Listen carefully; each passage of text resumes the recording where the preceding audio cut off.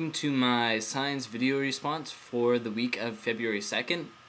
So this week was very exciting and very intense. I got the chance to do my engagement activity this week, so that was really exciting. And the focus of this particular response is going to be reflecting on that experience and talking about what went well, what needed to be improved, and how I'm planning to change the experience for next time. So first of all, I'm just going to go over some things that went well.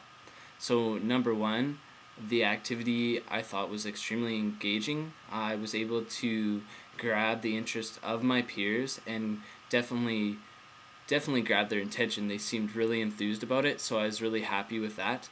And I definitely think the reason that the interest level was so high was because I brought that enthusiasm to the classroom and that excitement. I myself was really excited about engaging in this activity. So as a teacher, when you bring that enthusiasm and you show your love for science or whatever subject that may be, it's definitely going to transcend to your students. So right off the bat, that was something that I could tell went very well. Also, my particular science concept, which was based on animals and their senses, particularly family sense, relating that to mother bats and how mother bats use their senses to locate their young in a high density environment. I thought this concept became really relevant because I was able to relate it to the curriculum. So I'm just going to mention here where it related to grade 4 optional unit on vertebrates and invertebrates, as well as a grade 5 optional unit on communities and ecosystems. So I think creating that curriculum connection definitely brought more meaning to this learning experience, because I could see how I would definitely use this in my classroom and incorporate it into my unit, which I could do out in my 3-week block, which is coming up really soon.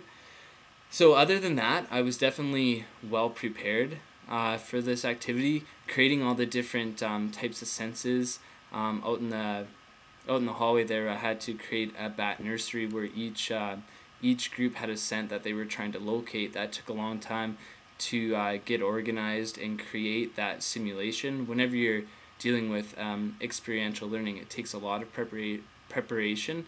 So I definitely thought I got there early enough to make sure everything was done accordingly. However, I did need some help from my peers because I underestimated how long it would take me to do that preparation. So thank you to my peers for helping me out on that. The final thing was that my activity was definitely able to cover the 5 E's that we're focusing on in this science class this semester. So the engage, the explore, the explain, elaborate, and evaluate. I definitely took the time to plan that, so I had a decent amount of time allotted for each of those areas. And during the debriefing session, when I was discussing with my peers, we were able to analyze each of these aspects of the activity, and what went well and how the students could be evaluated and whatnot. So I really appreciated that aspect. Alright, so now moving on to some things I believe I could definitely improve on and change for next time is that I would really want the activity to be a little more student involved. It did allow for some exploration, but I found just in that small amount of time, in that 15 minutes, it was really hard not to take a directed approach. So I think that's definitely one thing I want to change, and just in the classroom I would have more time, so I'd allow my students to explore more and ask them more questions and use their questions and their responses to influence where the lesson should go instead of me directing it. And I think finally, how I'm going to change this, I thought, would be by asking my students more open-ended questions, because when you ask them open-ended questions, like I said earlier, you're able to take their responses and focus the lesson to that, and focus your teaching even later down the road into what the students are interested in.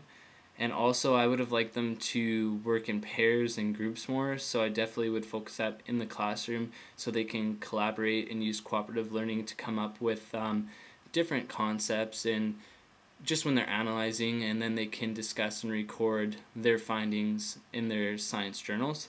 And finally, my goal for next time is just, I think I did a really good job at simulation and not taking a directed approach and allowing them to explore, but I would really still want to focus on creating more problem-based learning and moving away from that directed teaching method. So that's it for this week, and I'm looking forward to next week because I'm getting into probably creating a science adventure box, so maybe I'll update you guys on how that's going. So stay tuned, and I look forward to talking to you next week on February 13th. Later.